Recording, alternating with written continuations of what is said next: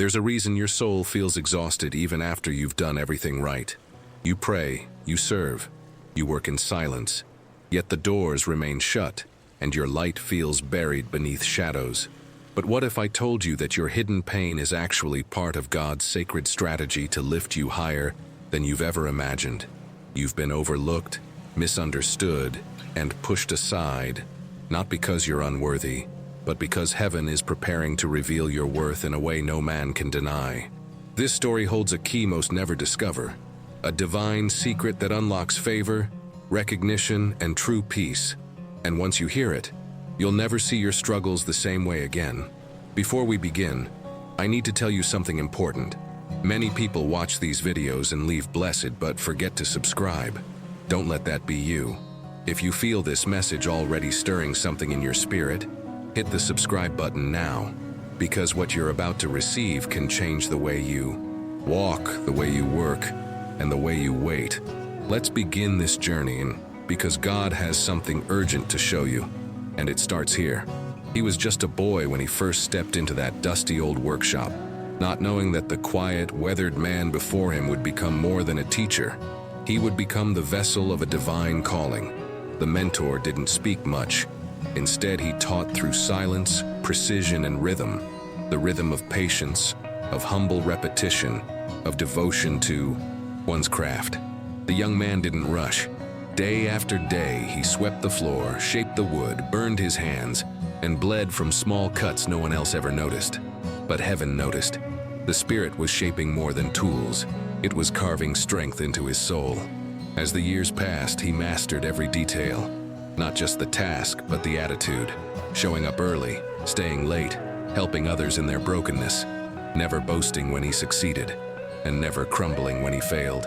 He prayed, quietly before each day began, asking for guidance and clarity, and surrendered his need for applause to God's greater timeline.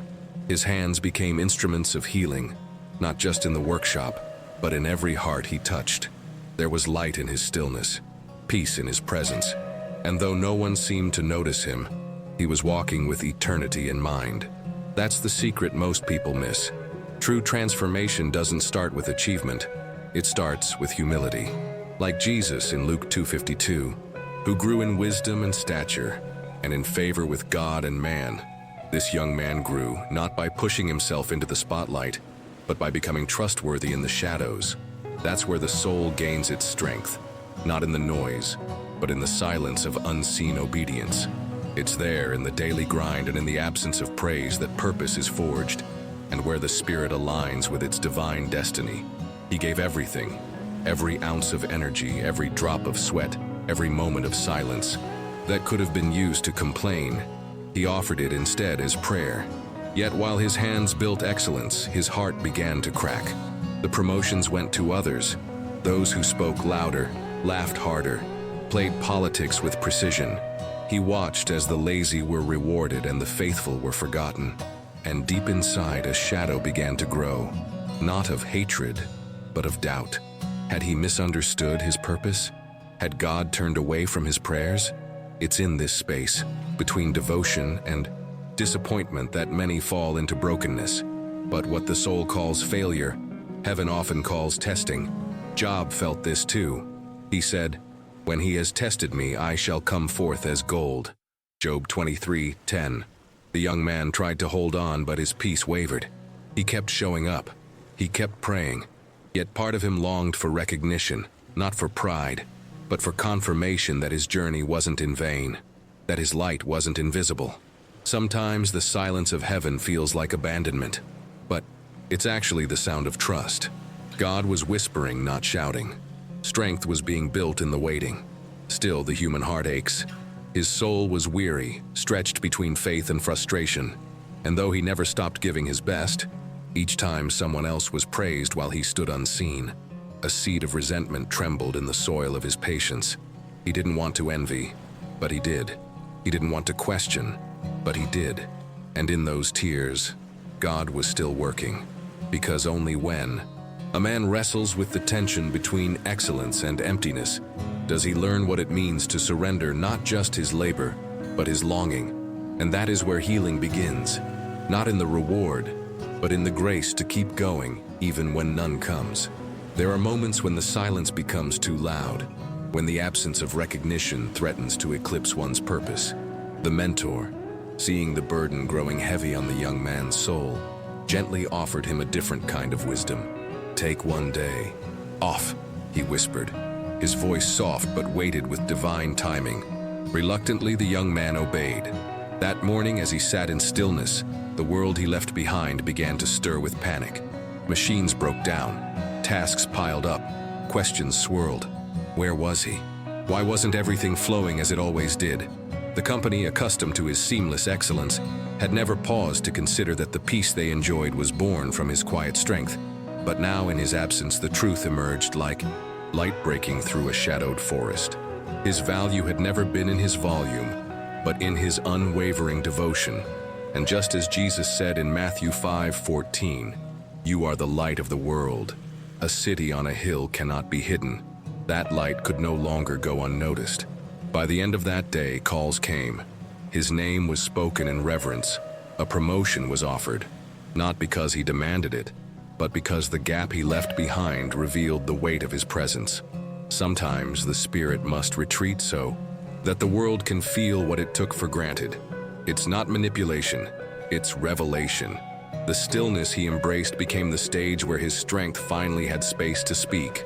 And in that sacred unveiling, he tasted the fruit of patience and the beginning of redemption. What had been hidden in humility was now honored with visibility. But as with every divine gift, when misunderstood, even wisdom can become a weapon against the soul.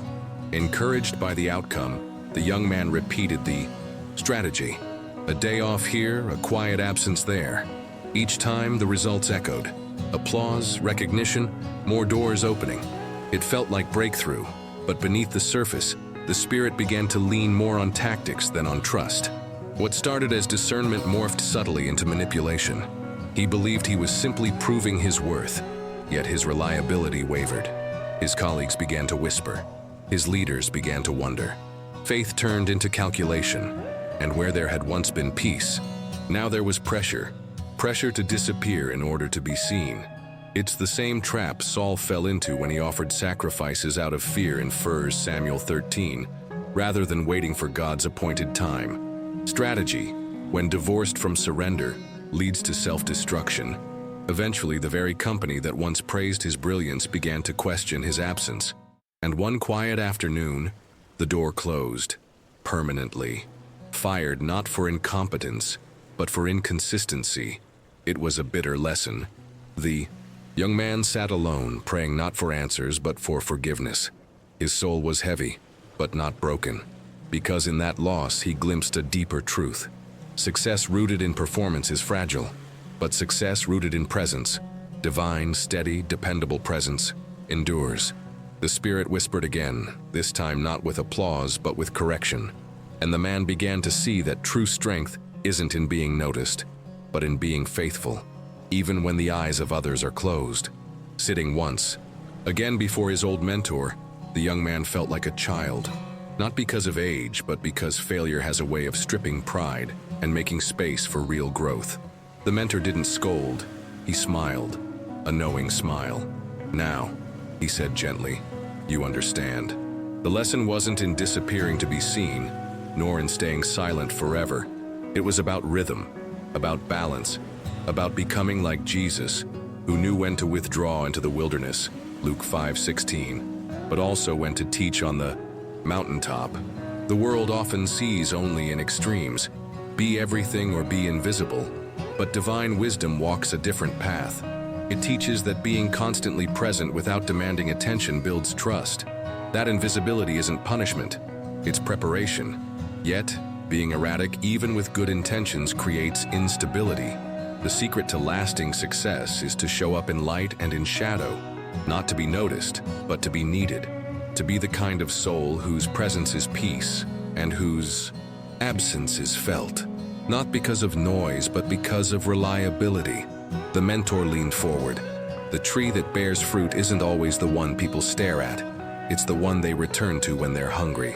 And in that moment, the young man saw his journey in full. The rise, the fall, the missteps, and the mercy that never left. He understood now. Success isn't a destination. It's a divine dance between stillness and motion, humility and courage, visibility and silence. And in mastering that dance, the soul finds its truest light. In the end, life isn't measured by titles held or salaries earned. It's measured in hearts touched, in moments shared, in the quiet impact of faithful presence. The mentor, now aged and frail, spoke one last time. Success means nothing if you don't honor the ones who walked with you. Appreciate those who covered you in prayer when you were unseen. Cherish those who lifted you when you were broken. And make sure you too become that person for someone else. The young man, now a mentor himself, carried that truth like a flame. He no longer sought applause but alignment, no longer chased praise but peace. He taught others that visibility without devotion is hollow, and that faith without gratitude dries up like a well uncared for. Like Paul reminds the believers in 1 Thessalonians 5:11, encourage one another and build each other up. So he did. He wrote notes of blessing.